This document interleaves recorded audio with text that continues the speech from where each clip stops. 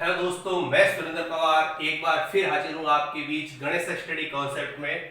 और आज का जो टॉपिक है वो टॉपिक है उद्देशिका प्रस्ताव, जिसके ऊपर हम आज डिस्कस करेंगे और उसको पढ़ेंगे। तो आप सभी लोग बोर्ड पर और मेरी तरफ ध्यान से देखिएगा ताकि वो टॉपिक आपको अच्छे ढंग से समझ में आए। मेरा यहाँ पर हेडिंग लगी हुई है, वो हेडिंग है उद्देशिका प्रस्ताव। और ये उद्देशिका प्रस्ताव क्या है? उद्देशिका प्रस्ताव ऑब्जेक्टिव प्रपोजल। और इसके बारे में क्या है, क्या हुआ था 13 दिसंबर 1946 को 13 दिसंबर 1946 को संविधान सभा की 13 दिसंबर 1946 को संविधान सभा की तीसरी बैठक में पंडित जवाहरलाल नेहरू के द्वारा एक उद्देशिका प्रस्ताव प्रस्तुत किया गया। उद्देशिका प्रस्ताव प्रस्तुत किया गया और संविधान सभा में कुल 8 दिन की बहस के बाद संविधान सभा में कुल 8 दिन की बहस के बाद यह प्रस्ताव 22 जनवरी 1947 को पारित हुआ था। देखो दोस्तों, ध्यान से सुनना, यहां से आपके काफी जो क्वेश्चंस होंगे यही से पुटअप बड़े शुरू हो जाते हैं और आप उसका आंसर इजी वे में दे पाते हैं। मैंने यहां पर लिखा कि भाई 13 दिसंबर 1946 को जो संविधान सभा की जो तीसरी बैठक हुई थी, इस बैठक में पंडित जवाहरलाल नेहरू के द्वारा उद्देशिका प्रस्ताव प्रस्तुत किया गया, जो संविधान सभा में कुल कितने दिन की बहस के बाद 8 दिन की बहस के बाद अंतिम रूप से जो ये प्रस्ताव है वो 22 जनवरी 1947 को पारित होता है। तो सीधा सीधा मैटर आता है कि भाई जो ये उद्देशिका प्रस्ताव था वो कब रखा गया? वो रखा गया 13 दिसंबर 1946 को। अब बात आती है कि ये जो रखा गया वो संविधान सभा की कौन सी बैठक में रखा गया? तो इसका आंसर होगा तीसरी बैठक में। और इस प्रस्ताव को रखने वाले कौन थे? और वो प्रस्ताव को रखने वाले थे पंडित जवाहरलाल नेहरू।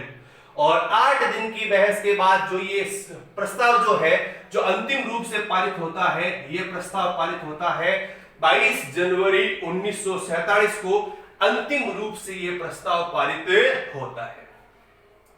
अब दोस्तों बात ये आती है कि जो प्रस्ताव तो पारित हो गया, पर ये जो उद्देशिका प्रस्ताव की बात करते हैं, ये उद्देशिका प्रस्ताव है क्या? तो उसी के बारे में मैं आपको बता रहा हूं। जो ये उद्देशिका प्रस्ताव है, इस उद्देशिका प्रस्ताव को आज हम प्रस्तावना के नाम से जानते हैं। जो ये उद्देशिका प्रस्ताव है, इस उद्देशिका प्रस्ताव को हम प्रस्तावना के नाम से जानते हैं। और आपने प्रस्तावना के बारे में सुना होगा। और प्रस्तावना इस प्रकार है: हम भारत के लोग भारत को संपूर्ण प्रभुत्व संपन्न समाजवादी पंथ निरपेक्ष लोकतांत्रिक गणराज्य बनाने के लिए तथा उसके समस्त नागरिकों को सामाजिक, आर्थिक, राजनीतिक, न्याय, विचार, अभिव्यक्ति, विश्वास, धर्म और उपासना, प्रतिष्ठा और अवसर की समता प्राप्त करने के लिए तथा उन सब में व्यक्ति की गरिमा, राष्ट्र की एकता, अखंडता को सुनिश्चित करने वाली बंधुता को बढ़ाने के लिए आज तारीख 26 नवंबर 1949 मिति मार्गशीर्ष शुक्ल सप्तमी विक्रम संवत 2006 को एतद द्वारा भारतीय संविधान को अंगीकृत, अधिनियमित व आत्मार्पित करते हैं। जो दोस्तों मैंने आपके सामने बोली है, ये है संविधान की प्रस्तावना। तो अब हम डिस्कस करेंगे प्रस्तावना पर। तो प्रस्तावना पर डिस्कस करते हैं तो सबसे पहली बात आती है कि सबसे पहले विश्व में ऐसा कौन सा देश था जिसके संविधान में सर्वप्रथम प्रस्तावना को शामिल किया गया था? तो विश्व का सर्वप्रथम जब देश की बात करते हैं तो विश्व का पहला देश था यूएसए, संयुक्त राज्य अमेरिका, जिसके द्वारा सर्वप्रथम प्रस्तावना को जोड़ा गया था। और बात करते हैं इसी तरह से भारतीय संविधान में भी प्रस्तावना को जोड़ा गया। लेकिन जो भारतीय संविधान की प्रस्तावना में बात की जाती है कि भाई जो प्रस्तावना है उस प्रस्तावना की जो भाषा है, वो प्रस्तावना की जो भाषा है वो भारतीय संविधान में किस देश के संविधान से ली गई, और ये भाषा जो है वो भारतीय संविधान में ऑस्ट्रेलिया देश के संविधान से ली गई थी। दोस्तों वापस बोल रहा हूं कि जो ये प्रस्तावना है वो प्रस्तावना यूएसए देश के संविधान से, और प्रस्तावना की जो भाषा है वो ऑस्ट्रेलिया देश के संविधान से भारतीय संविधान में ली गई थी। अब बात करते हैं प्रस्तावना की, तो भारतीय संविधान में भी प्रस्तावना को जोड़ा गया था। अब इस प्रस्तावना से रिलेटेड जब बात आती है तो सबसे पहला क्वेश्चन ये पूछा जाता है कि जो भारतीय संविधान की मूल प्रस्तावना थी उस मूल प्रस्तावना में कुल कितने शब्द थे। तो दोस्तों इसका उत्तर होगा भारतीय संविधान की मूल प्रस्तावना में कुल 85 शब्द थे। दोस्तों भारतीय संविधान की मूल प्रस्तावना में कुल 85 शब्द थे। और फिर उसके बाद बात की जाती है संविधान की प्रस्तावना की, तो संविधान की प्रस्तावना में यह पूछा जाता है कि भाई संविधान की प्रस्तावना में जो भारत है उस भारत शब्द का कुल कितनी बार प्रयोग हुआ है। तो उसका उत्तर यह होगा कि संविधान की प्रस्तावना में भारत शब्द का कुल 2 बार प्रयोग किया गया है। इसके आगे ये बात पूछी जाती है कि भाई संविधान की प्रस्तावना के अनुसार जब बात की जाती है तो बात होती है कि संविधान की प्रस्तावना में लोग शब्द का प्रयोग है या नागरिक शब्द का प्रयोग किया गया है। तो दोस्तों ध्यान रखना इस चीज को, संविधान की प्रस्तावना में लोग शब्द का भी प्रयोग किया गया है और नागरिक शब्द का भी प्रयोग किया गया है। अब नेक्स्ट क्वेश्चन अपने पास में ये आता है कि भाई संविधान की प्रस्तावना में जब बात की जाती है तो आज तक संविधान की प्रस्तावना में कुल कितनी बार संशोधन किए गए हैं। पूछा जाता है संविधान की प्रस्तावना में संशोधन हुए, तो संविधान की प्रस्तावना में आज तक सिर्फ 1 बार संशोधन किया गया, और उस संशोधन के अंतर्गत संविधान की प्रस्तावना में 3 शब्द जोड़े गए थे, और वो 3 शब्द जोड़े गए थे कौन कौन से। समाजवाद, दूसरा शब्द जोड़ा गया था पंथ निरपेक्षता, और तीसरा शब्द जोड़ा गया था समाजवाद, पंथ निरपेक्षता व अखंडता नामक 3 शब्दों को भारतीय संविधान की प्रस्तावना में जोड़ा गया।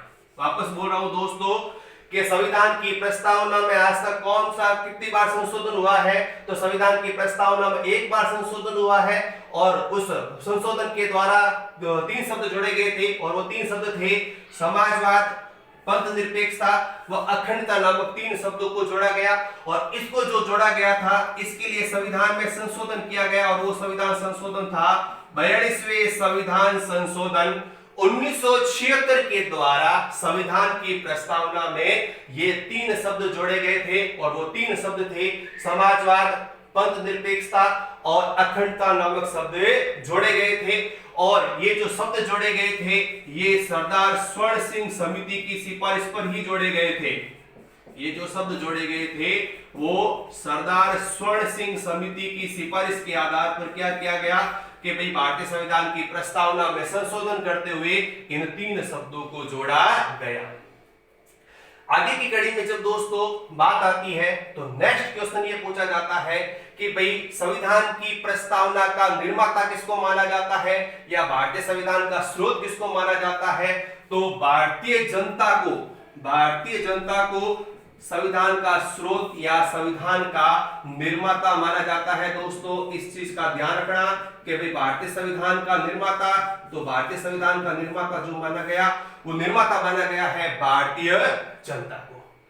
अब साथ ही साथ में क्वेश्चन आता है सबसे पहले कि भाई संविधान की प्रस्तावना के अनुसार बात की जाती है, तो संविधान की प्रस्तावना के अनुसार जो शासन के जो स्वरूप बताए गए वो शासन के स्वरूप कितने प्रकार के बताए गए।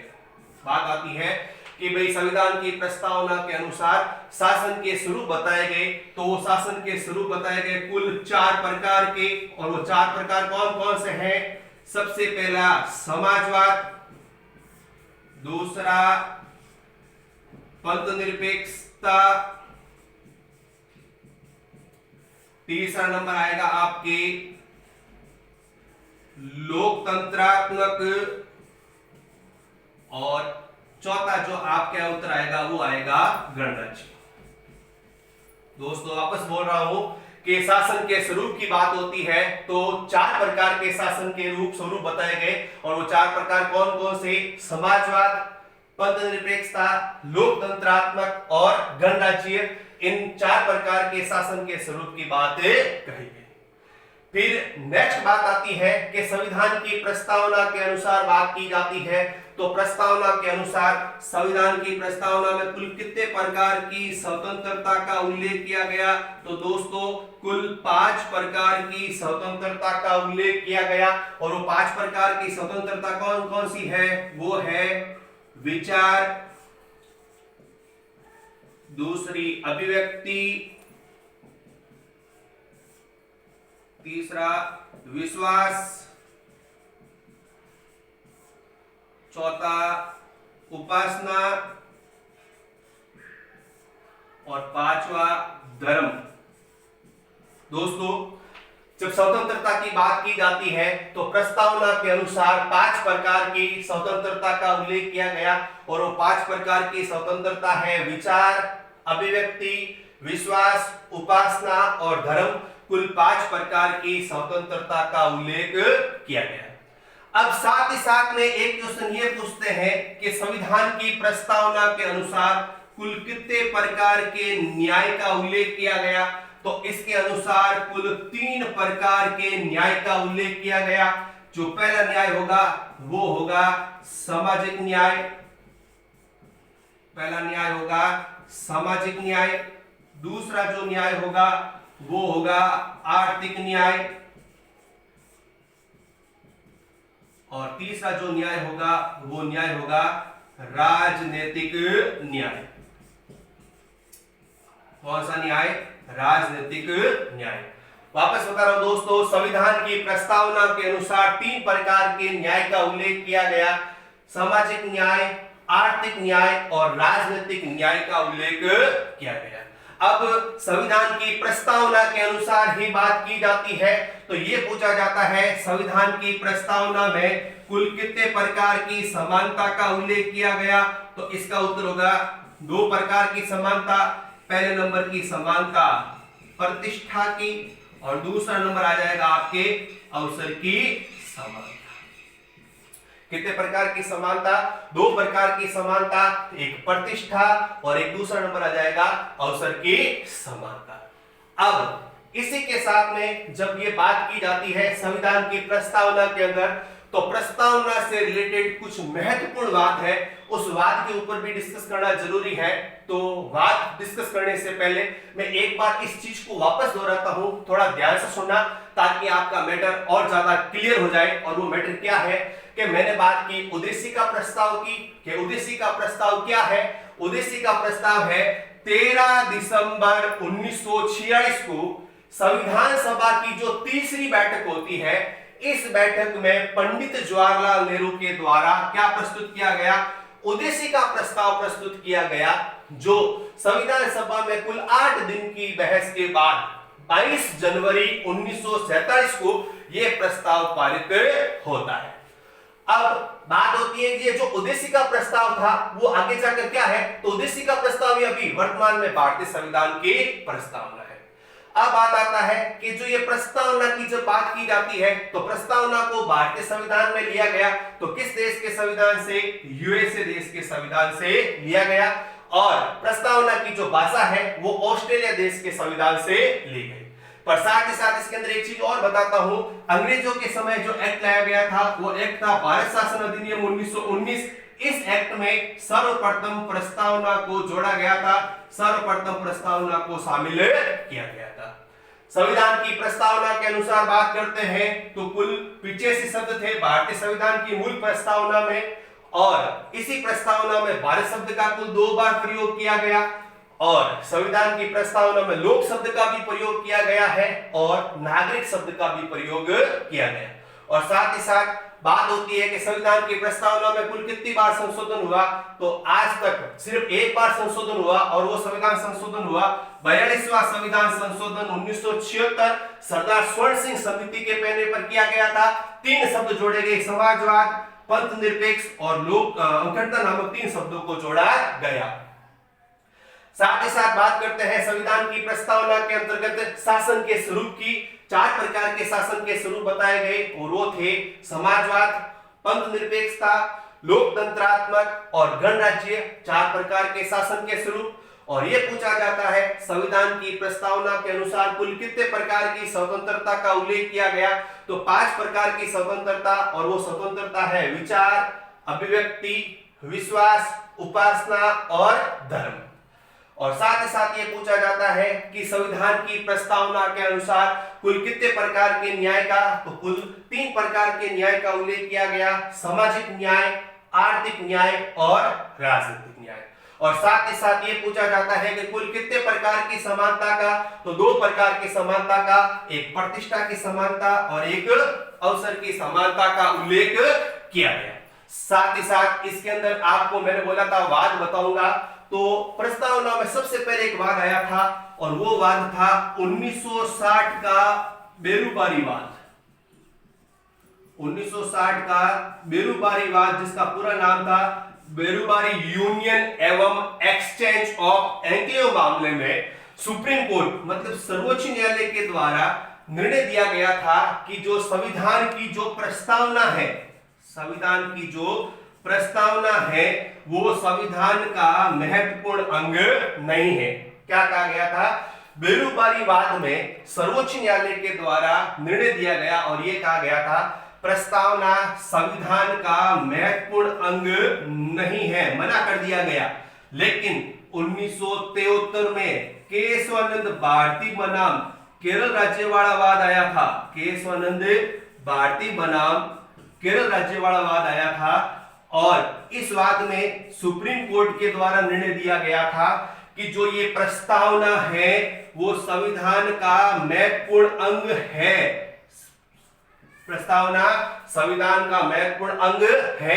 यहां पर एक्सेप्ट कर लिया गया कि प्रस्तावना संविधान का महत्वपूर्ण अंग है, लेकिन भारतीय संसद प्रस्तावना के मूल ढांचे में बदलाव नहीं कर सकता।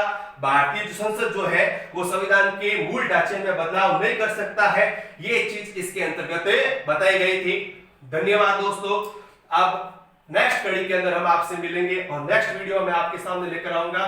बहुत बहुत धन्यवाद। और इसी तरह से आपका प्यार और इसी प्रकार से आपका दुलार बना हुआ रहा तो हम आप लोगों के बीच में कंटिन्यू आते रहेंगे और समय समय पर वीडियो लेकर आएंगे। धन्यवाद बहुत बहुत।